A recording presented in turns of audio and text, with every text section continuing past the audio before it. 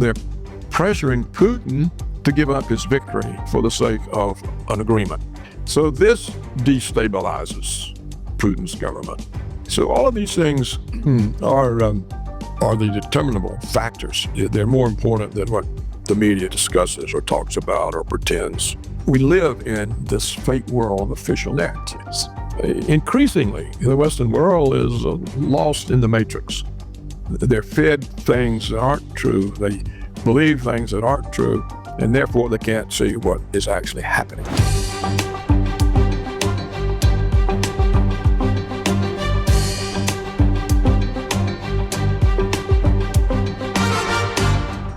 This is Little by Little with Andy Schechtman. So everybody, welcome back. Thank you. Welcome back to another episode of Little by Little. I'm honored to have Dr. Paul Craig Roberts with us today, an American economist and author, formerly held a sub-cabinet office position with the United States federal government, as well as a distinguished professor or teaching in several universities. Dr. Roberts, it's great to have you here with us today. Thank you so much for joining. Well, thank you, Andy. Pleased to be with you. Likewise, sir. So I'll jump right into it in respecting your time. In doing a little bit of research upon you, I found that you are an advocate of supply-side economics. And for those that don't know what that is, this is a theory of thought that emphasizes growth through lower taxes, reduced regulation, investment incentives. And it just echoed to me principles that seem very closely aligned with President Trump's policies. First and foremost, do you still believe that this approach will help straighten out the economy, or would be the approach that he should take?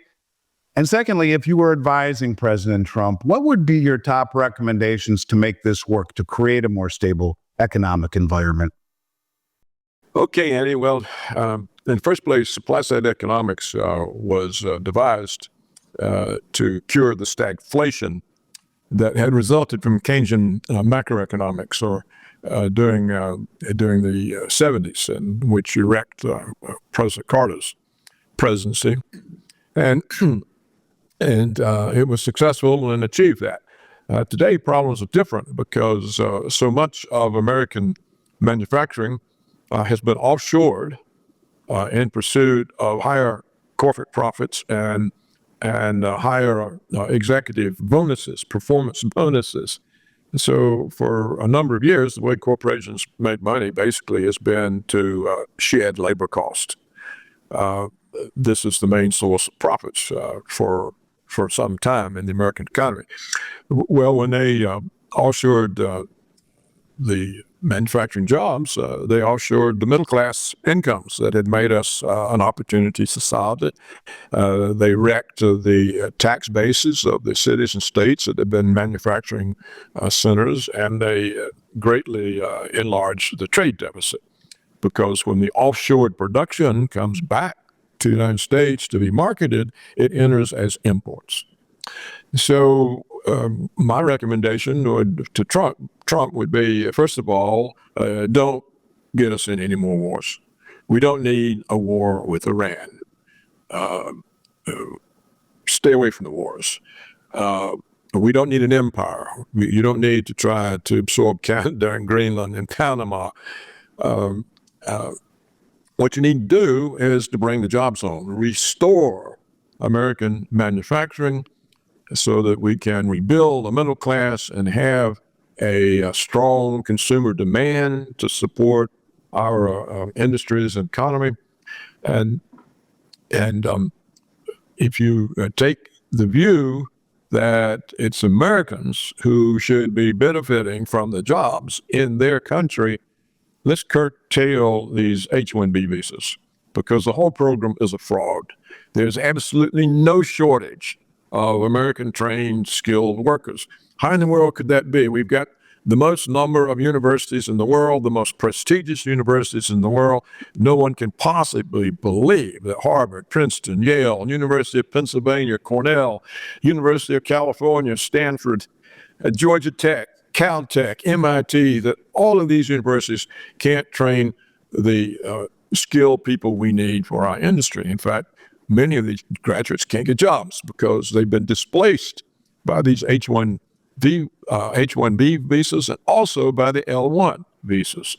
The L-1 visas allow multinational corporations to bring in their foreign workforces for training. They can stay 7 years.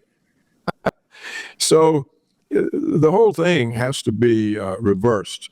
The pressure that Wall Street put on corporations to relocate their production for American markets in Asia, in Mexico, this pressure has to be delegitimized. It has to be prevented. There has to be some way to bring these jobs home. The way it can be done is by taxing American corporations who produce what they market to Americans.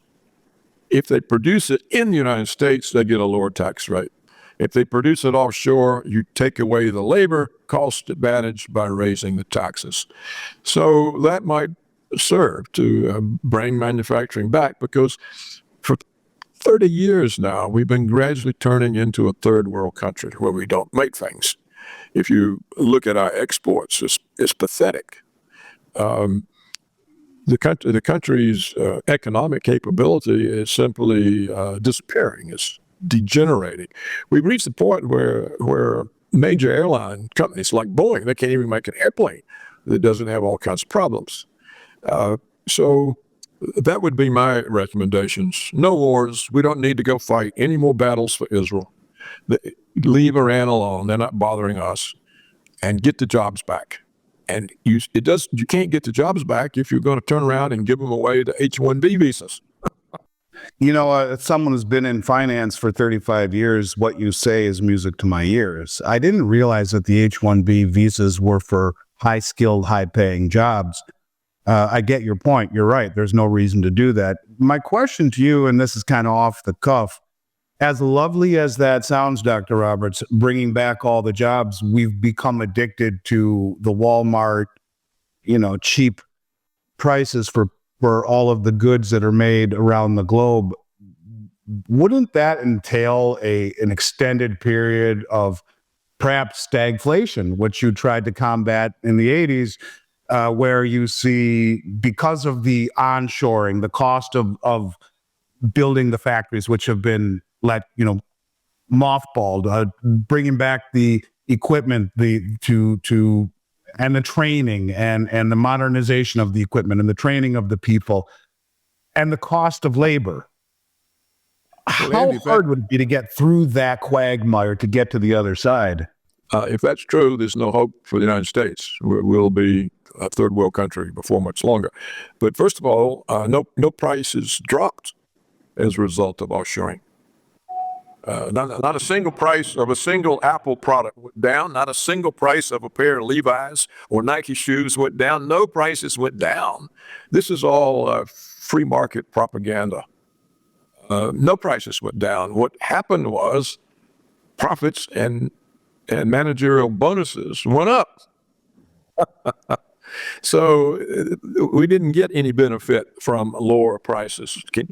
You can't find a single lower price. So would that mean that stock prices would go down considerably for a period of time? It would mean that American corporations would have to actually work to make real profits and not have fake profits by laying off workers and hiring foreigners for less money. So you see, what all the offshoring did is it took a tremendous amount of consumer income out of the United States. So all the wages that Americans used to be paid, they're now paid to Chinese, to Vietnamese, to people in Laos, Indonesia, Mexico. This doesn't make any sense. And you certainly can't have an economy if the whole focus is on offshoring all the work. Right. Right. You just have a couple of massive corporations that make a lot of money. No, yeah. I think it's common sense that is oozing from you. It's something that's been lacking in Washington for quite some time. Hopefully, President Trump listens to you, and he's kind of even said something along those lines with the auto manufacturing, extending tax relief to companies that produce and manufacture cars here in the United States versus those that do it offshore. I agree with you for what it's worth. I think it's elegant and makes tremendous sense. Common sense, something that I wish we had more of in this country. We'll move on because I could talk to you about that for a long time. I find it of particular interest. So along the lines of what you said, heading towards a third world country, there are a lot of people that argue that our global financial system is at a tipping point. Do you believe a major reset is inevitable due to the massive amount of indebtedness that we have? And if so, what might that look like to you? Could it be good or maybe not so good? Well, Andy, the U.S. dollar being the reserve currency, and it still is, even though its role is shrinking. What that means is the American national debt, whether from the federal budget deficits or from the trade deficit, it's been no problem for the United States. And the reason is that it's American treasuries that are the reserves of the world banking system. So if American debt goes up, all it means is the reserves of the World Bank go up. And the banks like having more reserves, so they've always been willing to hold all the debt we issue. This is something conservatives and a large number of economists have never understood. How can debt be a problem when the whole world's willing to hold it? And they're willing to hold it because that's what their central bank reserves consist of. And so the notion that the debt's a problem, it's only a problem if the dollar loses its role. And if it loses its role and people don't want to accumulate dollars, which they hold in the form of treasuries, so they have reserves that are paying them interest. If that happens, then there's a problem with the debt, because if the work people don't want dollar-denominated debt instruments, they're not going to hold treasuries. So what has happened to hurt the dollar is not our debt, it's the sanctions that the idiots in Washington have placed on just about everybody they can put them on. They're sanctions on the Russians, on the Chinese, on the Venezuelans. I mean, they're on everybody. And we constantly threaten to sanction more people. So when you do that, you make people say, hey, wait a minute, look, if I hold my reserves in dollars, they may steal them like they stole the Russian ones. So it's the fools, the utter stupid people in Washington that are destroying the dollar, not debt. They scare people away from holding dollars because they can be confiscated. The whole world's finding out, if you hold your reserves in dollars, you'd better do what Washington tells you, or they'll take your reserves away. So that's the real problem. That people don't even think about the problems in the right way. It's always the debt, the debt, the debt. The debt's never been a problem. How long have we listened to we all be destroyed by the national debt? I've heard it all my life. Do you remember David Stockman going ape about a $200 billion Reagan deficit? Well, hell, now they're $2 trillion. Yeah, I know you and David were contemporaries, and you know, I've interviewed a lot of people. I've been parts of a lot of interviews. I've listened to a lot of people, and in 10 minutes, the logic that is coming out of you, I'd vote for you tomorrow to be running the cabinet in Washington. You speak my language. You speak common sense. None of this is that difficult if you just take a step back, and everything you're saying isn't difficult, isn't complex. It's just commonsensical. And I agree. I've spoke at length for the last year and a half about the sanctions, and even Trump right now calling 100% tariffs on the BRICS, which I'm going to ask you about next, isn't tariffs. It's a sanction masquerading as a brick. If you don't, then we will. With that being said, Dr. Roberts, you've discussed the BRICS. I've heard you talk about it and their efforts to reduce reliance on the dollar and challenge the traditional power structure. How do you view their impact on the global economic order, and what the implications do you see for the U.S. financial dominance or the world reserve when countries like China and Russia and even Saudi Arabia, which isn't, they're kind of on the fence with the BRICS, but a lot of these countries are selling treasuries and buying gold, not only because it's doubled the performance of the 10-year treasury, but to your point, carries no counterparty risk, can't be sanctioned away from you. Do you think the BRICS are for real? And do you think that they could really challenge the U.S. financial dominance at some point? Well, the BRICS basically, that's creation of Putin, the Russian president. And they came about because Putin learned that there was no way for Russia, China to be accepted into the Western system unless they gave up their sovereignty. Like Europe, there's no sovereign country in Europe. They're all American puppet states. So not willing to give up Russian sovereignty, Putin started organizing the BRICS. And this was supposed to be a collection of countries that would be on equal standing with each other without a dominant financial master, the role that Washington has and loves. And it looked like it was forming up well. But there are problems. The Russian economists, having been brainwashed by the American neoliberals, think there has to be a reserve currency. Well, if you've got Russia and China and India and these other countries, whose currency is going to be the reserve? Because a great deal of power comes with that, and no one wants to give that to somebody else. So then they start talking about, we'll have a basket of currencies. So then the argument becomes, well, what percentage of the basket is my currency? And none of them realize that, look, you can just trade in your national currencies. You don't have to have a reserve currency. And if you just trade in your national currencies, that puts pressure on every government to have a sound economic policy in order to protect its currency, because you don't want your currency to be valueless, because then you have to pay through the nose for any imports you need. And so, but they can't seem to understand that. And so I think that the formation of BRICS with alternative payment systems is going to be slow. And I think it's also been set back by the collapse of Syria, because on the surface, it makes it look like Russia was not a very loyal ally.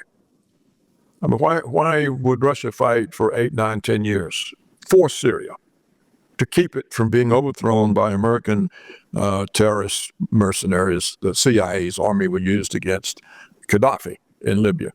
Why fight against them for so long and then just poof, walk off, and there it goes. So now Syria no longer exists. There is, the Israelis are occupying the southern part, the Turks the northern part, and the Americans are keeping the oil fields. So it's partitioned, and the Israelis have already said the part we're in, we're staying. It's part of Greater Israel. Well, this is a disastrous outcome, both for Russia and for Iran and for Lebanon, because it makes Iran now is isolated, and Trump's government's telling them, they're weak, now's the time to attack. Lebanon, the Hezbollah militia, had always been a check on Israel's expansion. But now, with Syria gone, there's no way they can be resupplied from Iran. So Lebanon will be the next country that gets knocked off. If Iran goes, now the CIA can run jihadists straight into the Russian Federation, because Russian Federation has a lot of Muslim elements. Recently, the Muslim leaders inside the Russian Federation made a ruling that the Muslim residents in Russia could have 4 wives. Well, this is against Russian law. So now you see internally in the Federation these kinds of disagreements. So if Israel can get us to knock off Iran for them, we'll be running jihadists into Russia. So the whole thing is really kind of up in the air.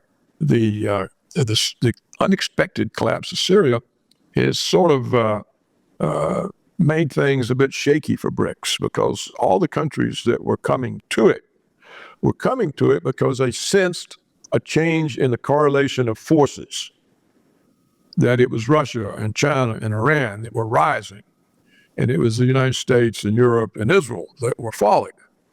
Well, now all of a sudden there are doubts. It looks like Israel is expanding. It's now in Syria. Lebanon is a sitting duck. What's going to happen to Iran? And so these kinds of hesitations cause delays and pullbacks. And so what looked like a fairly rapidly moving transition of most of the world away from a dollar-based system, I think it's slowed down, maybe on hold. There's also the problem that some of the BRICS, for example, China, Brazil, possibly India, they're putting great pressure on Russia to negotiate a settlement in Ukraine. Why? Because they want to get on with the business with the West. They don't want to risk sanctions. And so they're pressuring Putin to give up his victory for the sake of an agreement. So it'll be another one of these peace deals that don't work, like the Minsk agreement, the Atsana agreement that brought down Syria. So how does Putin get a deal with Trump that's favorable to Putin, particularly when the Chinese and the Brazilians and other members of BRICS are on his back, make concessions and get this war over with? And so if he has to make concessions, then the Russians have to say, why are we fighting for 3 years? What did we get out of it? So this destabilizes Putin's government. So all of these things are the determinable factors. They're more important than what the media discusses or talks about or pretends, or the official narratives. And no official narrative is worth 5 cents. But we live in this fake world of official narratives. So we don't even perceive reality. Increasingly, the Western world is lost in the matrix. They're fed things that aren't true. They believe things that aren't true, and therefore they can't see what is actually happening. So when you get in that type of situation, it's essentially unpredictable. Yeah, it is. Fascinating points that you bring. One of the things that I would just mention is to your point regarding the common currency. That has been the talk lately of really not focusing on a common currency, but a common settlement currency that would involve trading in local currencies and settling the net differences in gold. Maybe they're listening to you after all, but when you speak of all of these other extenuating and mitigating circumstances, it makes you understand that this is a whole lot more complicated than meets the eye. And I appreciate your wisdom and your insight. Just a few more questions, 3 more. We'll shift gears and move closer to home here. I've read in recent articles you've expressed concerns about our fiscal policy, warning of a potential economic collapse, criticizing the Federal Reserve's policies for worsening economic conditions, that they do the wrong thing, in essence. You've highlighted issues such as overstated job numbers and questionable decision-making, all of which I would agree. They eliminated, in essence, almost 1 million jobs last year, just poof, just like that. Bureau of Labor Statistics is a joke, including with their CPI. Can you elaborate in your eloquent way these concerns? And do you believe any of these issues might change, hopefully, under the new administration? No. The Federal Reserve serves the big banks. It doesn't serve the American people or the public interest or employment. And it mainly uses crises to monopolize the economy. You know, decades ago, the Federal Reserve's crises eliminated family farms, and we ended up with agribusiness, commercial agriculture. Well, now they eliminate regional banks. And so the banking system gets more and more monopolized. You know, the 5 big banks now have, 90% of all deposits. So every time we have an interest rate cycle and there's real estate problems and banks get in trouble and fail, the Federal Reserve has the big banks that protect, buy up the regional banks, and the big banks get bigger. So we've watched this for years now. All kinds of banks no longer exist. And even the giants merge. We had J.P. Morgan merge with Chase Manhattan.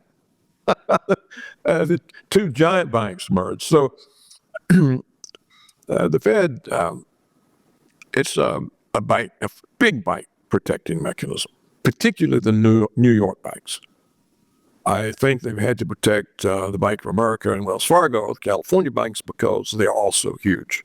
And if they went down, it could actually pull down the New York banks. So they get protected even though they're really not in the New York club.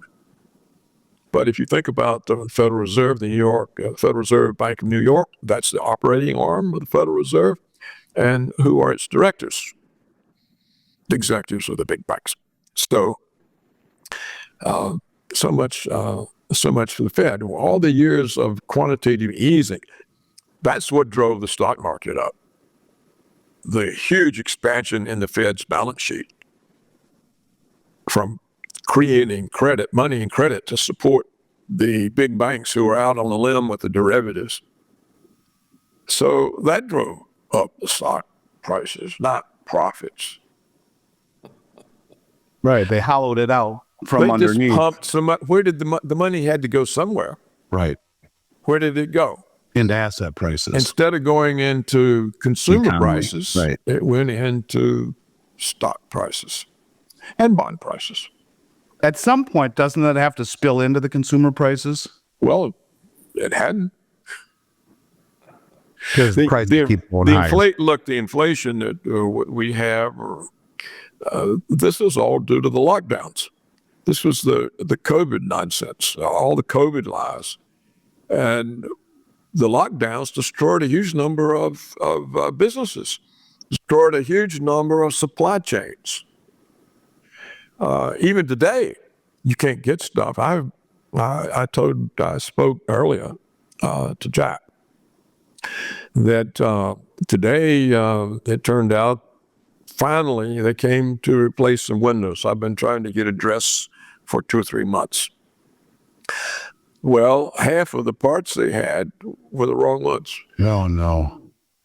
Another 2-3 months to wait for you. And I was talking to the men, and they said, look, we can't get anything. We haven't been able to get anything since COVID. Well, it destroyed supply chains, destroyed businesses, and it had some deleterious effect on the workforce. So people just aren't willing to work and be careful. Yeah, that was one of the strange things about it all is what's happened to the labor force. I agree. And again, very, very, very insightful. And I think it goes back to onshoring production and manufacturing. Wouldn't have these problems. You're right. It's not as complicated as it seems. It's just going to have to take some restructuring and a little bit of patience and maybe a little bit of pain along the way. See, Andy, when I was studying economics, Paul Samuelson, who was the most prestigious economist of the day, I made the point that we're self-sufficient and we owe our debt to ourselves, and we essentially have no import dependence. And when I was Assistant Secretary of the Treasury, this is in the Reagan years, if memory serves, the only element of our foreign trade that was in deficit was oil. We were a major exporter of all kinds of things. And so how did you lose this self-sufficiency that supported a vast consumer market, rising incomes? This loss was disastrous. Yeah, I agree with you. And, do you think that had anything to do do you think the prosperity that we've seen over the last 20 years has anything to do with suppression in interest rates? No, we haven't had any prosperity. There's not been any prosperity. The middle class continues to shrink. Tax revenues are pitiful. I don't think there's been prosperity. I think we have been progressing into we are deindustrializing, or we are getting rid of manufacturing, and everything's being monopolized. Everything. Think about the media. Until 1999, I think it was Clinton, the last year of the Clinton regime, we had 2,000 or 3,000 different media sources. They're all now, or 90% of them are now in the hands of 6 mega companies. So you've got the media monopolized. Well, this is against, not only against the Sherman Antitrust Act, it's against the American tradition of having a diverse and independent media, because this was the check on government, on truth, on lies.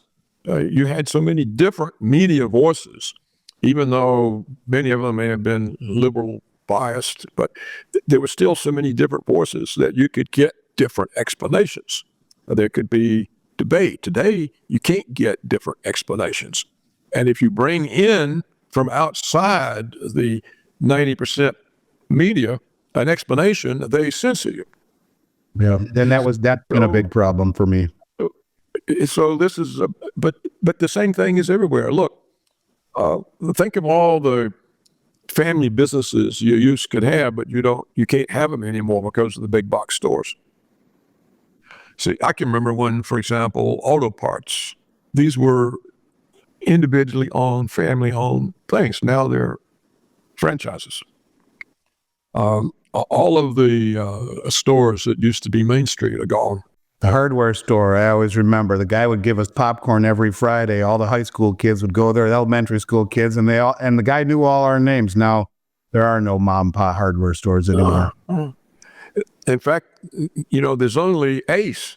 It's a franchise, but at least there's still people there that can help you. It's not like going to Home Depot or Walmart or something where you wander around this cavernous place and nobody knows anything. No, nobody knows anything. You can't get ahead now by starting a business.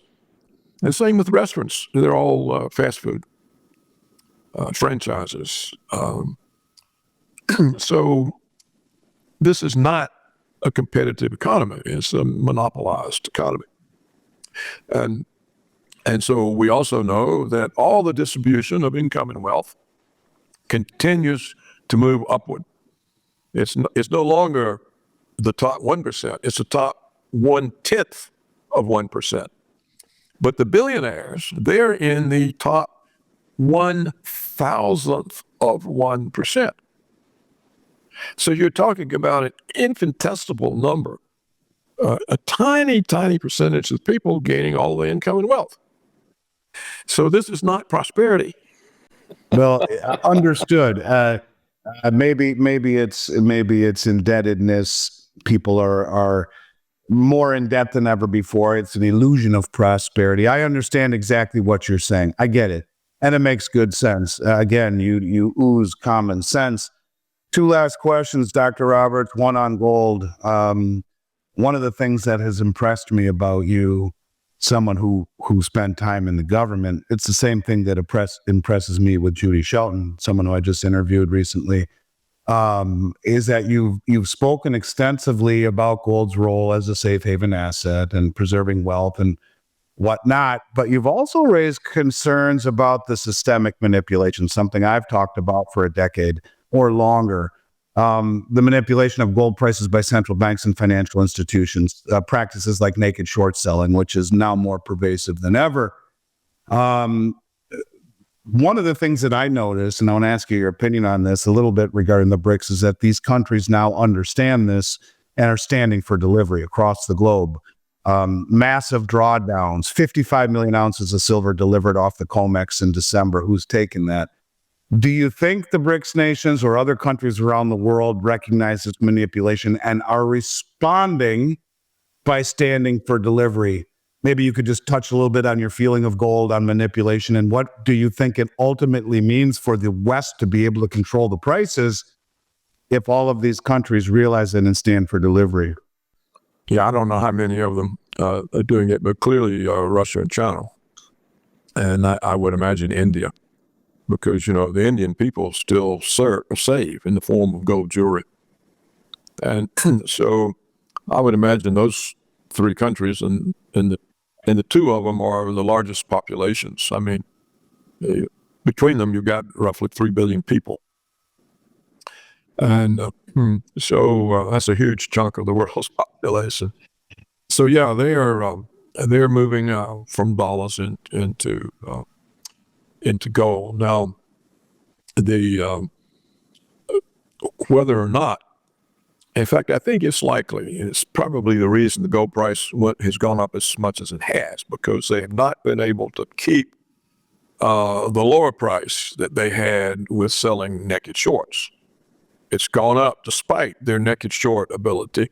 And I think what's happening is the demand in the physical market now is starting to overwhelm the ability to maintain price with naked shorts. And so, but still, the price of gold varies a lot over time. It'll run up if people are concerned, if they think the debt means inflation. They have a lot of concerns that are not true, but they're nevertheless real because they believe them. So they have a market effect. So the gold can run up and then it can well back down and they get control over it again. And so I don't know how that'll play out. I don't know. It really depends. And if the correlation of forces were working against Israel and the United States, and now I think they're working for them. And we'll just have to see. It seems like Trump now is on an empire building course. Now, I have no idea what effect this will have, how other countries will respond, or whether he's just doing it as a joke. I have really no idea. But in the last resort, gold and silver have always been the money throughout history. But also in the United States, the government has confiscated gold. And then in the mid-'60s, it took the coinage off silver. So they can make it illegal to own gold. They can make it illegal to transact in gold. Now, if the alternative is disastrous, people will take the risk anyhow if they have these things. But they can pass a law like Roosevelt did. You have to turn in the gold or else. And I think there were prison sentences. Yeah, that's the executive order right there, May 1st, 1933. Yeah. So they can confiscate gold. And they made you turn it in for $20 an ounce, and as soon as they got it, they raised it to 35. Right. And it's interesting too. I've talked a lot about the ETFs being confiscated in lieu of physical confiscation, so they could have their cake and eat it too. JP Morgan controls SLV, the largest stockpile of silver in the world. That's after they paid a $920 million fine to the Justice Department for manipulating the metals market, still allowed to be the custodian of the world's largest silver trust. And interestingly enough, recently just took control of GLD from HSBC, the third or fourth largest stockpile of gold in the world, and moving all that gold into their own warehouses, their own vaults. They now hold more gold than almost every G20 country. It's interesting if you talk about confiscation, how they have the lion's share of gold and silver held in a vault backed by the ETFs where the people can't take possession of it anyway. So instead of coming after these like he did in 33, they could take those two accounts, say to the world, what? We didn't do anything. We just closed a couple of ETFs. You can still own physical. I know there's a fine line between conspiracy and reality, but it's almost as if they're preparing for something like that. Just in the back of my mind, I think of that sometimes. Last question for you, my man. And honestly, this has been one of the most eye-opening, illuminating interviews I've done. You're very soft-spoken, yet incredibly articulate, wise, beyond much of what I'm used to hearing in these interviews. Put you and Judy Shelton right up on the same shelf in terms of wisdom. So thank you for coming on today. You have my deep respect. Last question, Dr. Roberts, as we wrap up, if you could leave our audience with one key insight or piece of advice, whether about navigating the economic uncertainties or the role of gold or the changing global financial landscape, what would it be? Anything you choose.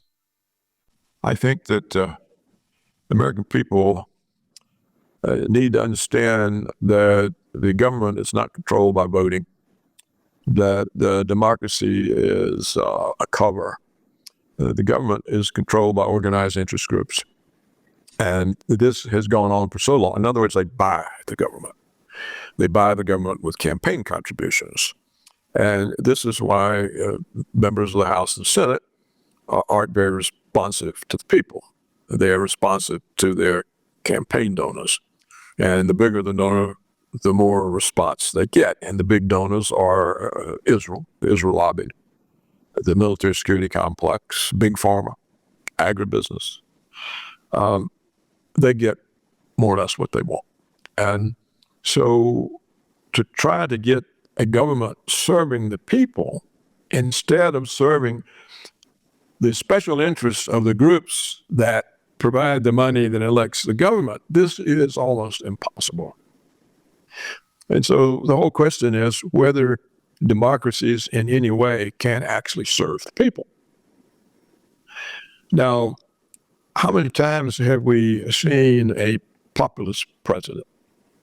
Well, in my lifetime, there's been three. There was Reagan, there was Jimmy Carter, and there's Trump.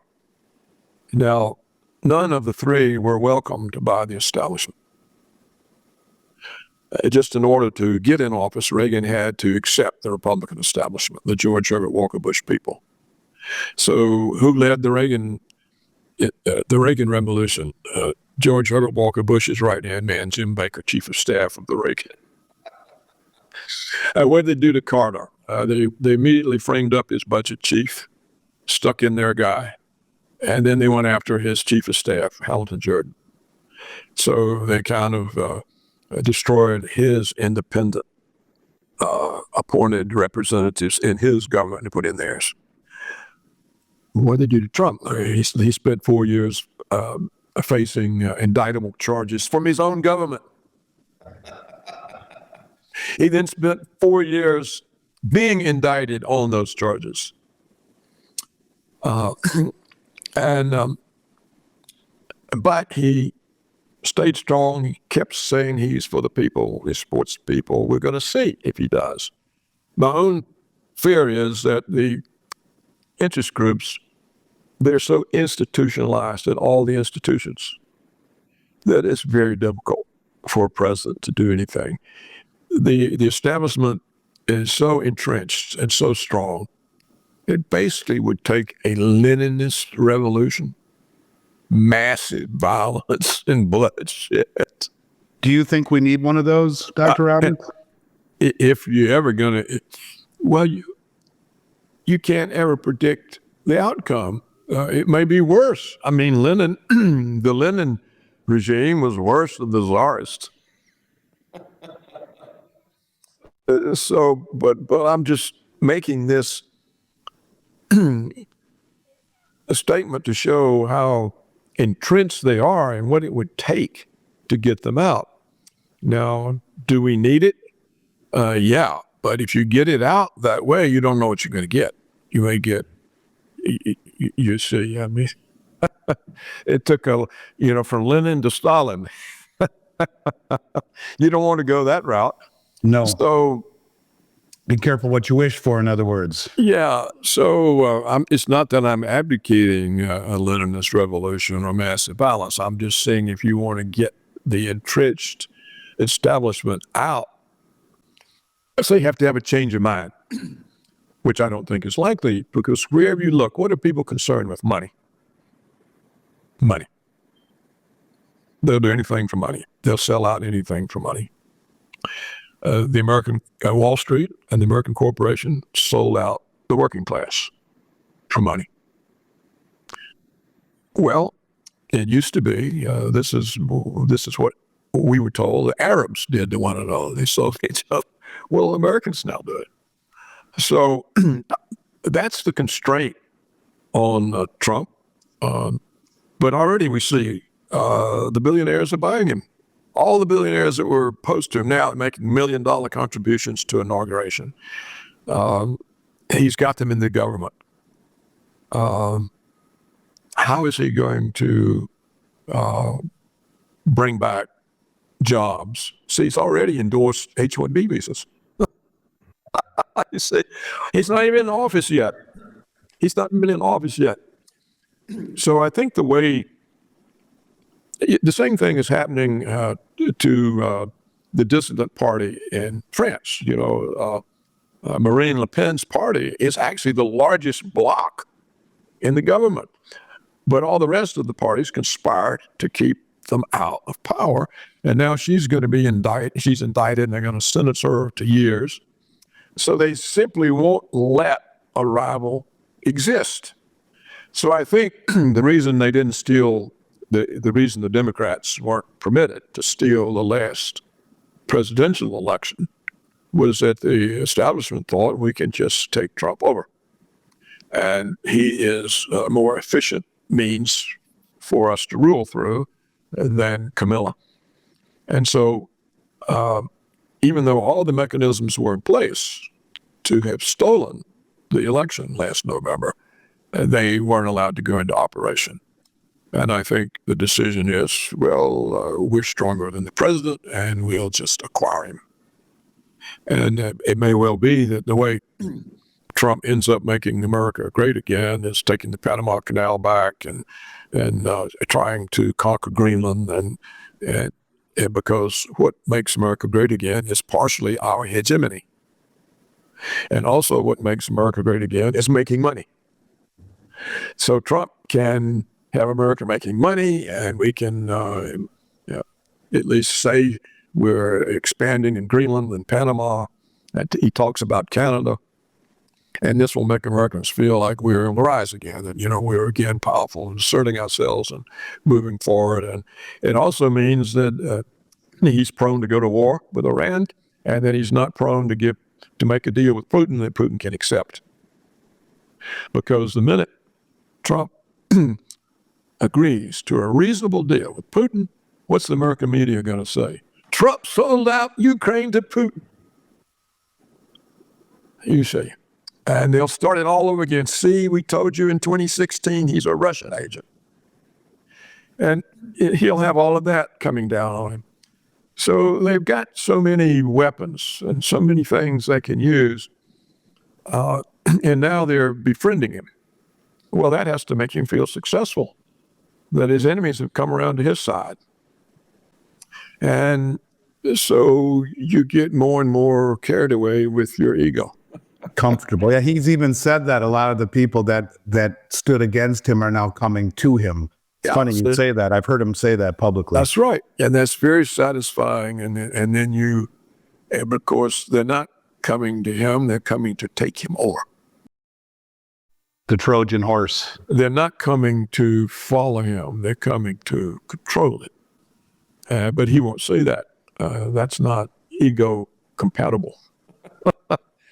So those are just, these are my views. Of course, they're speculative. They're based in facts and reality, but they remain speculative.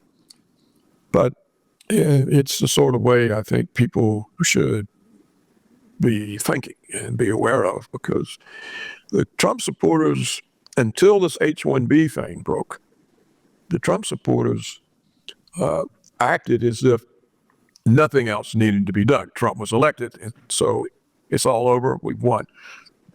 Well, of course, that hadn't even started.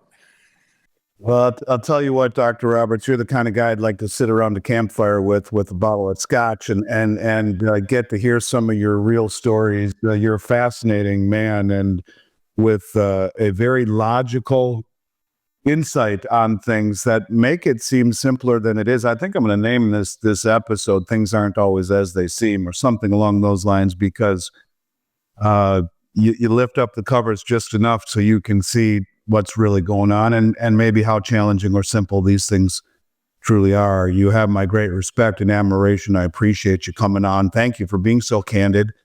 I do hope to pick up with you somewhere down the road, and I wish you, your family, everyone out there, very happy, healthy, prosperous 2025. And again, just thank you for joining me for an hour today. It's been fantastic and very eye-opening.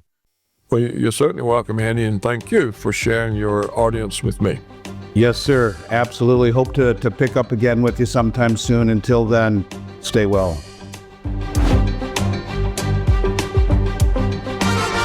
Little by Little with Andy Schechtman.